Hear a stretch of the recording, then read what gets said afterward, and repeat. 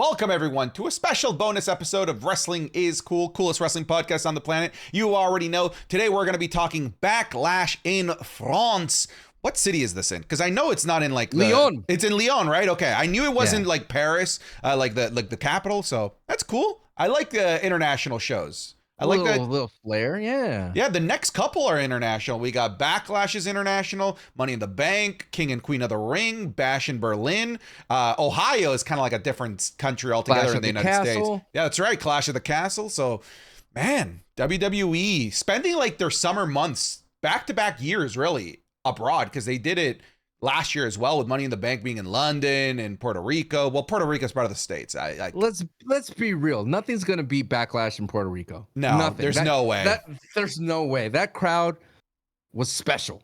Yeah, that's a once in a lifetime type crowd. I hear voices in the air type of crowd. And obviously, like the combination of WWE having a bunch of legacy WWE superstars to tap into from the island of Puerto Rico, active wrestlers with Puerto Rican heritage or from Puerto Rico, and of course their direct affiliation with Bad Bunny. Like, it was just too much of a perfect storm. There's no way. Again, no disrespect to the audience in Lyon, you have no chance to even come close to Backlash in Puerto Rico. I think, man, and I might be roasted in the comments, which I'm used to, but what's the last like French WWE superstar? I mean, because there's Canadian, there's French. Yeah, Canadian, not French Canadian. Right? I'm talking about like pure French. Well, I know like the fellas from La Resistance pretended to be French, but I don't like Sylvain Grenier, but I think he was French Canadian as well. French WWE superstar. So the members of the wrestling stable La Resistance was Sylvain Grenier, but he is from Quebec, Canada. We have Rene Dupree, who is from Canada. And then lastly, we had Robert Conway, who is from Louisville, Kentucky. Look, just to stop people from the comments, because I did a quick Google search and I'm dumb. It's definitely Andre. That's the big one. Andre. Yes, there it is. Andre's the big one. And just to clarify, I knew that. It's just that we're talking recent. We're talking recent. Whatever, you didn't. Is there anyone else aside from Andre? Like Paul Levesque sounds like he should be from France. You know? Nah, he's that blue blood from Connecticut. But that's the thing that's missing. And once again, he would line up in the P and the L when it comes to his driver's license, not the H and not the T. Okay. So Backlash is in France this year, and we've got ourselves a nice little card. Does this feel like a proper follow-up to WrestleMania 40 for you, just before we really dive into things? Because to me, it sort of feels like this is like a complete reset. Like, we aren't really building off the back of anything that WrestleMania 40 laid down, which I guess that was sort of the same thing for last year's Backlash as well. But last year's Backlash had like the ace up their sleeve to make it a special show. Well, that's why you can't really paint yourself into these corners. You can't just say we are going to be a regurgitation of WrestleMania 40. Because I think that's where sometimes where Backlash isn't fun. Where it's just like, well, we already saw this in Mania. What's going to be different? Sure. So that's why I liked about Puerto Rico, because it was just completely different from what we saw in Mania. And it was almost a WrestleMania light for the people of Puerto Rico. And so that's the question to me is, can it bring that same hype and be a WrestleMania light for the people of France? I don't know. I mean, it's just exciting for the people of France to get a PLE, but I don't, for me, it's just an excuse to have Cody Rhodes go worldwide with his belt, which is what he wanted to do. Mr. Worldwide. Fun fact, this is 3 straight years of Backlash where the bloodline is in a tag match. This year, Solo Sikoa and Tama Tonga is MFT.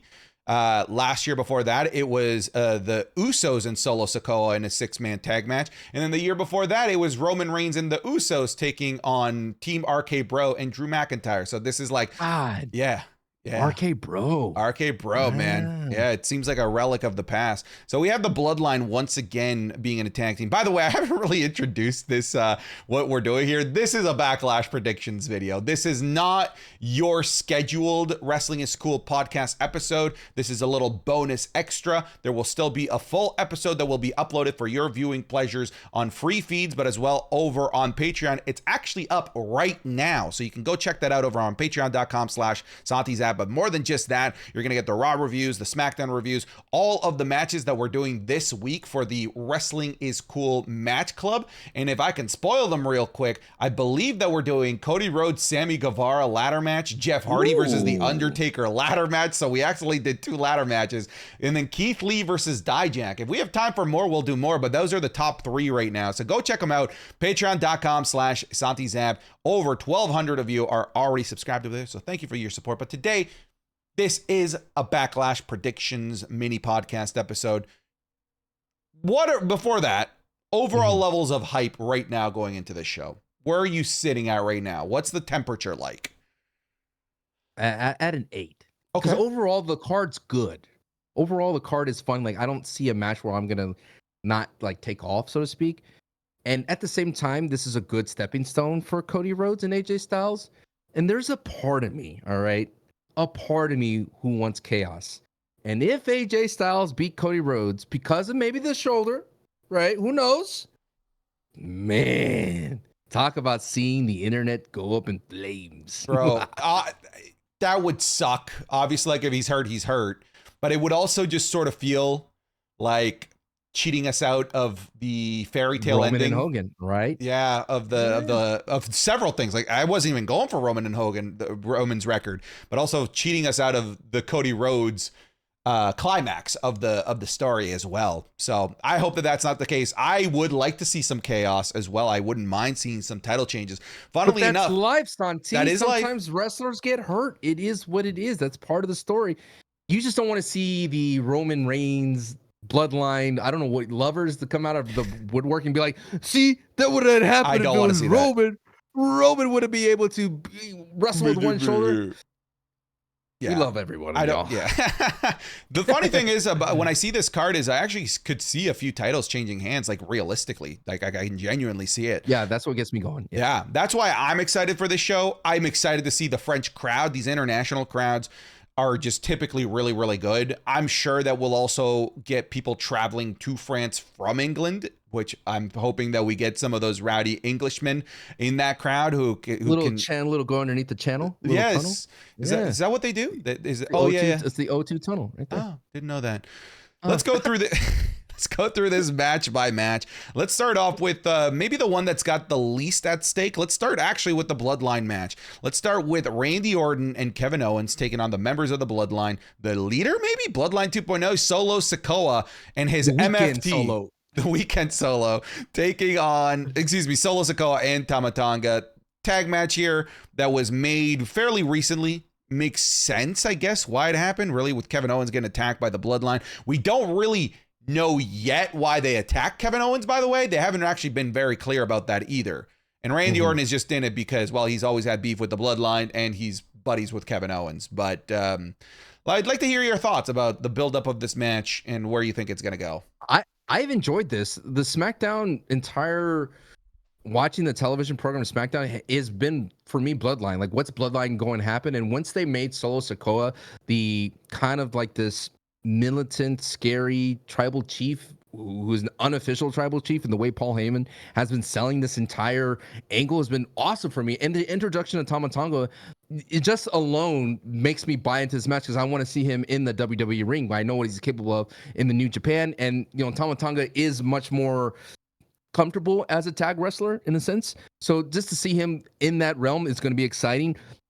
Randy Orton adds the star power, and it's kind of like a pseudo dream match because Tama Tonga is a guy who is internationally known, and he's going to be internationally out there in the French crowd. So this could be very interesting to see how much of offense does Tama Tonga get and how much strength the Bloodline 2.0 shows, because this is their first action in the ring as this Bloodline 2.0. And this could just be a great excuse for me to have Jacob Fatu come out. Yes. He's been rumored to be signed for a long time.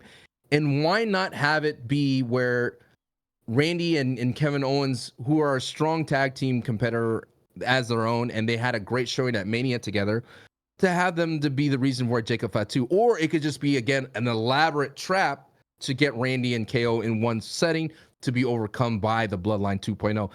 Regardless, I'm hyped for this match. This is the match I want to see out of the entire card. And in my prediction is you're going to get a DQ win for Randy Orton and Kevin Owens, but because of Jacob Fatu. I love the idea of Jacob Fatu debuting here. I think this is a excellent place for him to debut. I really do. We saw Solo Sikoa debut in front of an international crowd 2 years ago. And I think that it'd be a good idea to bring Jacob Fatu in front of an international crowd as well. A crowd, you know, when we're talking about international crowds, they usually fall under the smarter side of crowds where they know a bit. Hey, it's true. I'm American. I'm not dumb. I'm not saying Americans are dumb. I'm just saying the type of crowd that goes to these international shows, because it's such a rarity to get wrestling there, are typically the super hardcore that would know who a Jacob Fatu is. So I think I would be a good place to debut a Jacob Fatu that could actually get some oohs and ahs from people rather than, you know, confused faces, which I think we would get in, you know, in the middle of Kentucky or something. All right. No, question. Is he going to come out with a black hoodie or no black hoodie? Oh, you got to do the hoodie, man. You got to do the black hoodie. You got to keep that bloodline trope alive. Here's what I'll say about this match. Randy Orton and Kevin Owens winning, I don't think does anything for either of them. Bloodline losing destroys whatever it is that they're building here. Bloodline, if they're going to lose, it needs to be disqualification, in my opinion, like you're saying. But I really think that they need a strong, powerful showing here. Oh, yeah. Whether it's they get themselves disqualified and destroy Kevin Owens and Randy Orton after the fact, or they just outright win, either or. I do believe that we need a really strong showing from Solo Sikoa as a leader.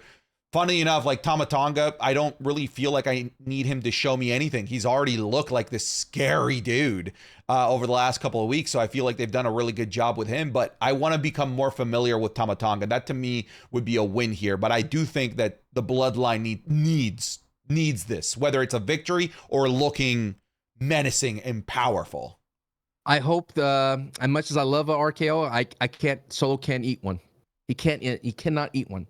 If he's going to be the heir apparent of the tribal chief, or he's going to be the acting tribal chief, he has to like take zero offense. He's fool's gold tribal chief, man. He needs to be different than the Solo that we know, right? He needs to be different. He needs to be like more controlling, more menacing in a way where he just refuses to sell for people a little bit more. Okay, so who are you picking here? Are you going Randy KO disqualification? Yeah, DQ. Be a DQ, yeah. Okay, I'll go bloodline. I'll just to keep things keep things a little bit interesting with some bloodline rules. I do think that the bloodline walks out with the win here.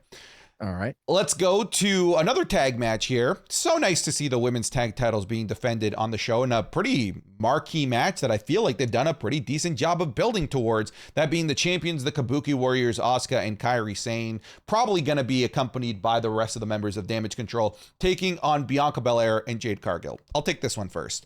Sure. In no conceivable world is Bianca Belair and Jade Cargill losing this. The only way that this happens is maybe they win, but they don't get the titles. Maybe there's a disqualification. Like, you could still do shenanigans. I'm just going to say this right now. If they put the titles on Bianca Belair and Jade Cargill, those titles are in a corner and will never leave that corner ever. Because who the hell could possibly legitimately beat Jade Cargill and Bianca Belair? The only way that it could go down is if they're champions and then there's an eventual betrayal of one towards the other, kind of like how Shayna Baszler and Ronda Rousey's reign ultimately ended. Because there is no combination of women aside from like Rhea Ripley and Charlotte that could legitimately defeat Bianca Belair and Jade Cargill. I'm disappointed in you. Why? There is. Ooh. I am disappointed in you. We talked about it a little bit in the WWE draft. We didn't mention it enough. Chelsea Green and Piper Niven, they have the ability. Former tag champions. Come on, a heel. Maybe not physically. Maybe don't look at me with those eyes. Politically taking advantage of a situation, I think, is the way that they could beat Bianca and Jade Cargill. I think that the only way that they could lose the titles in the future would be getting outsmarted or they implode from within. But in this match, no way does Bianca Belair and Jade Cargill lose. They're winning this. This has to be a belt drop for the Kabuki Warriors. I think Asuka needs some time to heal. I mean, she basically hobbled out of Mania, almost hobbled into Mania. It'd be nice to give her a little bit of break. And I love the Kabuki Warriors, and I love Damage Control. Damage Control is really cool, and I think getting the belts off of them, and this is why they're going to get the belts off of them so they could have some more creativity in Raw and not be limited by those belts, and at the same time gives a SmackDown attraction to see Jade Cargill and Bianca Belair together. I agree with that prediction. I like Jade Cargill and Bianca together because we all know Jade needs that a little bit of a security blanket in Bianca Belair. And Naomi is over there. And I think Naomi, who is on this card as well, I think Naomi is going to be kind of out of the title picture for a while. And she's going to be regulated, not deregulated, just regulated to being like a manager or like a New Day type of member, a trio of Jade Cargill and Bianca Belair. Because I think that's where they excel the most. They have so much great chemistry. I don't know if I'm looking at the women's SmackDown roster, I don't think there is a trio that could go toe-to-toe with them, but at least have them be like the New Day and just run around together. And if they freebird that'd be awesome. I think that'd be so good because there'll be some times where maybe Jade can't match up with that tag team and maybe put in Naomi there just to slot that in, and maybe Naomi and Jade could work well together. I just think there's so many more possibilities with a freebird rule for the big three, as they call themselves, versus just being a Jade and Bianca Belair tag team. I do feel like it seems, at least in the last couple of weeks, that they've been removing Naomi from this group. I mean, they're all together on SmackDown, and I hope they don't remove Naomi because she is like, I think the hidden piece, because Bianca and Jade are very similar a little bit in terms of their builds and the way they're being presented. Bianca just has that experience of she has a character. Jade doesn't really, but Naomi has been that person that could be, she knows how to talk to them, and she's like the chorus of it, and she could be that the architect. The grease between the wheels. And I think it works well as a trio, more so than just a Jade and Bianca, because they could be too samey. Sure. Okay. I do think that Bianca and Jade are walking out of here. What I will add to this. Oh, a little wrinkle. Go ahead. What I will add to this is that we need a different formula for the Jade Cargill hot tag. It can't just be the same thing that they did. No, man. The hot tag's there. I get it, but there is just so much rumbling and uncertainty about Jade Cargill's ability to have more than 30 seconds of in-ring time.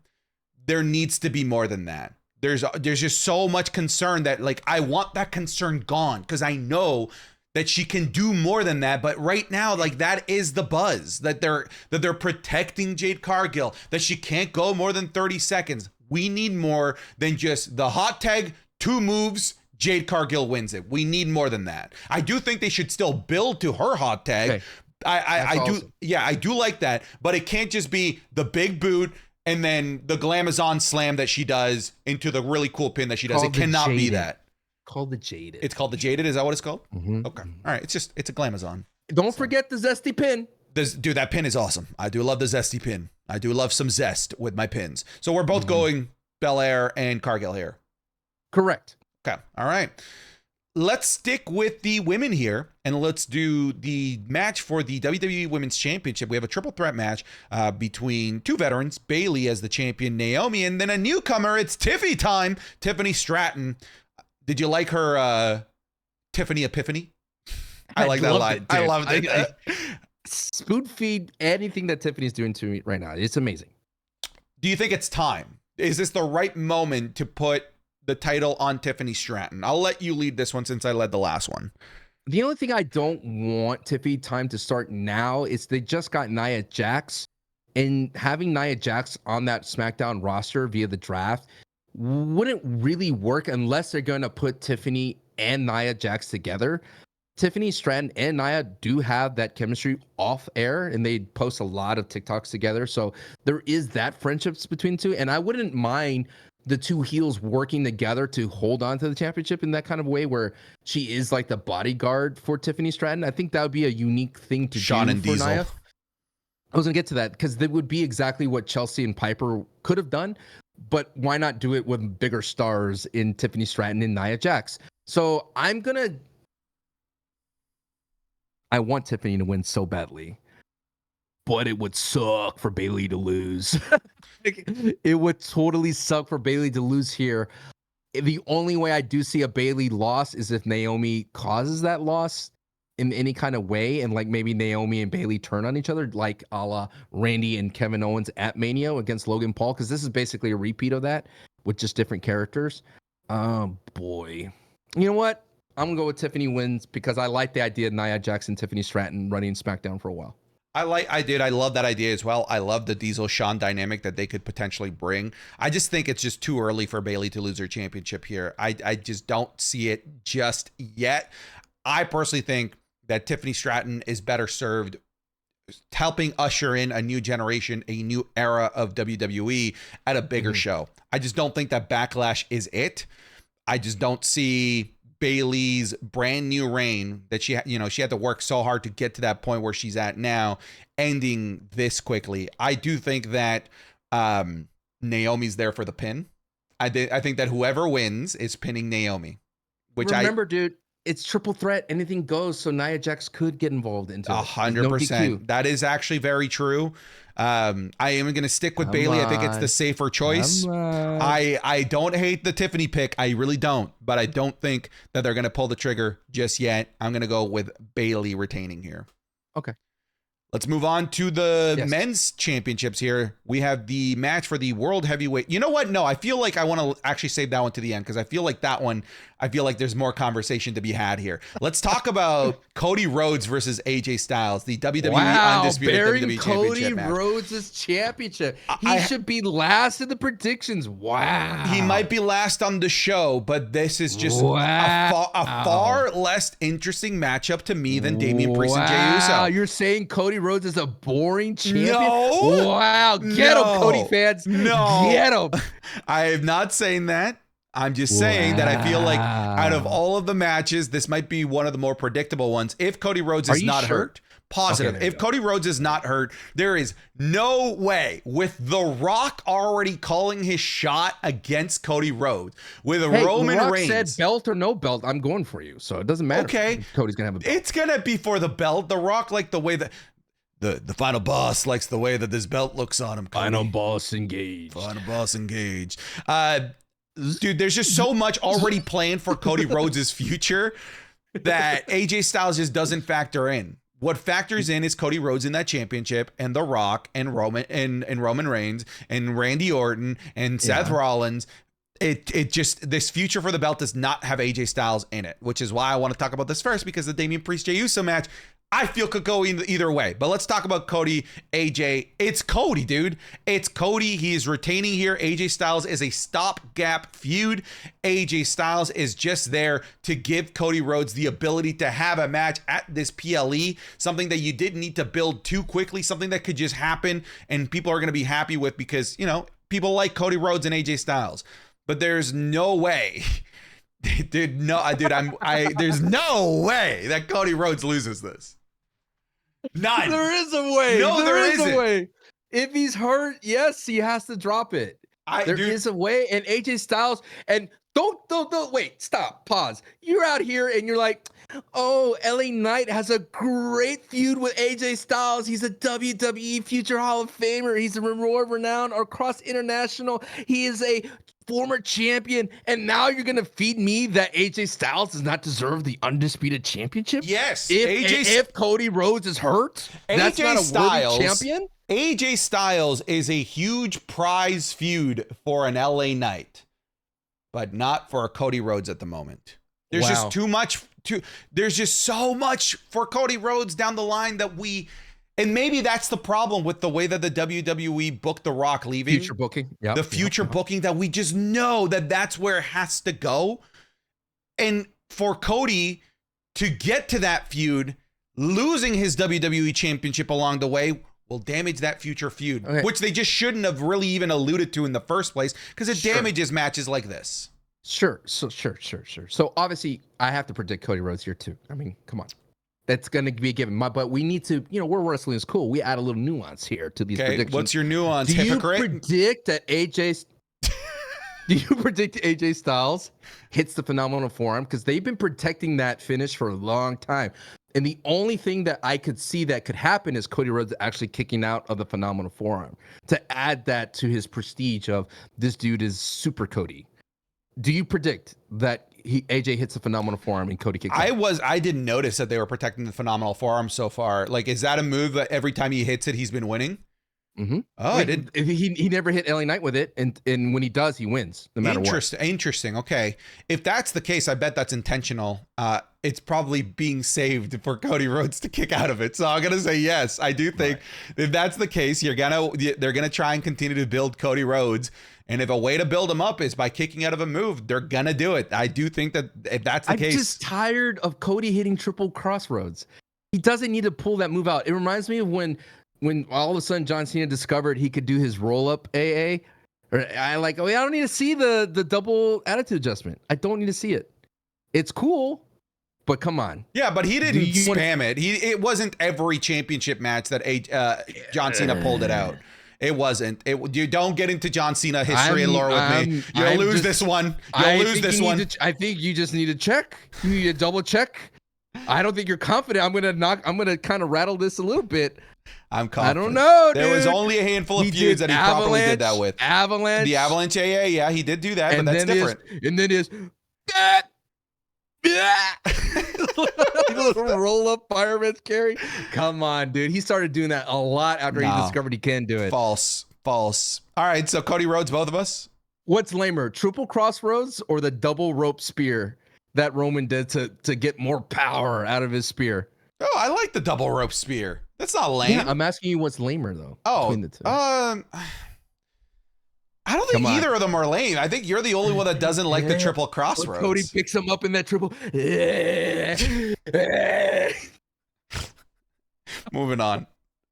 Damian Priest and Jey Uso for the World Heavyweight Championship match. I do think this is the one that's got the most like what ifs. And like the reason why I say this, Damian Priest just won the championship, but he won it in a non-cementing way. You know, like he cashed in his Money in the Bank, which by default makes that championship teeter. You know, like, you didn't earn this one fully. So he has to earn it by defending. Yeah. But because he isn't quite this dominant champion yet, I feel like they need to make him one by winning matches like this. But then Jey Uso is the #1 overall pick of the entire draft. And to me, it is very clear that he is, or at the very least, they're trying to make him the top babyface on Monday Night Raw. All of the other babyfaces that could rival Jey Uso are over on SmackDown. So if the plan is to make Jey Uso the top babyface of Monday Night Raw, now that he's finally exorcised the demon of Jimmy Uso, who was the one that prevented him from winning these matches, I could see them giving the championship to Jey Uso. Damian Priest, has he convinced you? Because he hasn't convinced me. It's not that Damian Priest isn't a worthy champion. It's the story of Judgment Day falling apart is a bigger story than Damian Priest retaining. There's two options how they could blow up Judgment Day. Either it falls apart and Damian gets mad at everybody, or Damian just gets a big head and kicks out Judgment Day and he goes on his own, lone wolf style. To me, the only reason why I see Jey winning is because Jey probably is a bigger draw in a sense that people want to see a Bloodline member do its thing, because that's how strong the Bloodline member is, the story is. And I think it gives so much strength to Jey Uso over the Bloodline that's happening now. Bloodline 2.0 is not a gold-ridden, riddled champion faction. It's a weird, dangerous, we're out to get everybody Solo Sikoa ran faction. But if Jey wins, that would give him ammunition to be the next true tribal chief. Dude, are we? Yeah, are right? we both, that gets you going a little bit, right? Are we both sitting here and saying Jey? I think so. And it's not because Damian's not a bad champion. I mean, and it's not that he's not a worthy champion. I just think that so many splintering storylines could be launched off of this.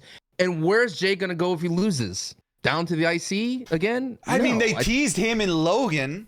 You know, Yeah, but that just because That's Logan's stupid. that's because Logan has a draw where you want him to fight anyone he stands in the ring Yeah. with now, which is crazy to think of that Logan is that moneymaker of a prize fighter for the WWE as United States champion. It's like, oh my God, Logan's talking to this person. Ooh, I want to see that match because that's how good Logan is these days. So yeah, I am on board with Jay winning here. And I think it's because I think the WWE is ready to move on for Judgment Day. And I think, like you talked about, how is Rhea going to come back? I think she brings Judgment Day back together. And that's the strength of Mommy. Mommy comes back and brings all her kids back because already little dirty Dom out there, who knows, kissing on Liv Morgan here. Ooh. Such a weird, I hate romantic storylines. What, you didn't like Lana and Bobby Lashley back in the day? No, gross. Even Lita and Edge, even though you kind of buy it, was still gross. Yeah, it was gross. It was ew, brother. It was ew, brother. Ew. Dude, that's wild though. We're both going Jey Uso. I'm assuming, if this was a gambling podcast, that the odds-on favorite is probably Damian, right? I feel like that's for sure. That's got to be the favorite. So it's kind of crazy that we're actually both going against the betting favorite here, but what you said really resonates with me. I just feel like there's better narrative threads from Jey Uso as champion right now than Damian Priest as champion, because I think Damian Priest on both sides. Both sides. Yeah. So, dude, wow, I can't believe the Wonder Twins are coming together, and we're both going with Jey Uso. Wonder Twin powers activate. All right, Jey Uso. That's wild that we both went with that. Hey, I love it. I think it, like I said, it's a great card. At the end of the day, when after the SmackDown, especially in Raw, like how you just kept all of a sudden matches were announced and Teddy Long announced one, for crying out loud. I was like, dude, this is going to be a fun PLE versus, as much as I like Perth in general, Perth was just not as unpredictable as this one can be. Correct. Because this one, with Cody getting hurt or allegedly hurt, or that shoulder, let's just say after that shoulder bump, things got a lot more interesting for a Backlash for me. I agree. All right, folks, those are our predictions. Again, remember that this is just a bonus episode. The regular episode of Wrestling is Cool is going to be available on YouTube on Friday, or already available on Patreon, patreon.com/SantiZap. You can join both of our watch parties for Backlash. Are you going to be live? Yes, I will be live on twitch.tv/Sancho West. Earlier time, 1 p.m. Eastern is when it starts. So don't forget, remember, time zones, France. It's different. I'm waiting for the graphic to show everybody, hey, these are time zones work. They haven't been hitting it that hard this time. Yeah, I don't think it's as bad as Australia. Sure. All right, folks, take care. Let us know your predictions in the comments below. We'll be checking them. Cheers.